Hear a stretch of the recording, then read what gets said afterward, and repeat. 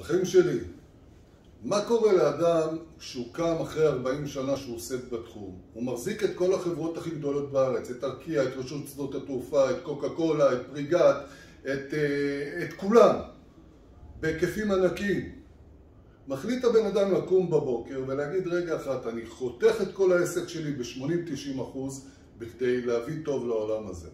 כשאנחנו באים ורואים שהתחום שלנו, כל הענף שלנו, עומד ונשבר ומתרסק, כי כולם מלמעלה מרסקים לנו את הצורה, אז החלטתי לבוא ולהגיד עד כאן. לא 7 שנים אחריות, לא 5 שנים אחריות, תנו לטכנאים והמתקינים להרוויח קצת כסף. מאיפה הדבר הזה מגיע? זה מגיע מזה שאתה קם בבוקר כאדם מוביל ולא כאדם מובל. אז מה זה אומר בדיוק להיות מוביל ולא מובל?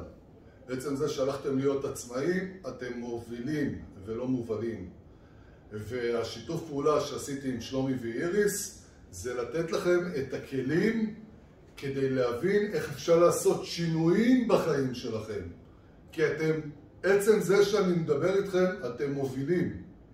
שלומי, בואו תציג, איריס, בואי תציגו את עצמכם. היי לכולם, איריס לביא, יועצת עסקית, ואני פה כדי לעזור לכם למנף את העסק שלכם עוד צעד קדימה, אפילו יותר מצעד אחד, ולתת לכם כלים מעשיים איך לעשות את זה בצורה הכי טובה שאפשר.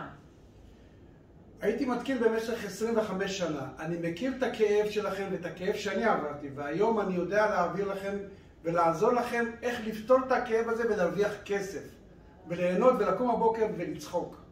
שלומי בוסקילה, איש 360. תזכרו רק דבר אחד, כסף זה לא מטרה, כסף זה אמצעי. המטרה זה לקום בבוקר עם חיוך על השפתיים. הכי חשוב לקום עם חיוך על השפתיים ולהיות בעשייה מתוך תשוקה והנאה. בהצלחה.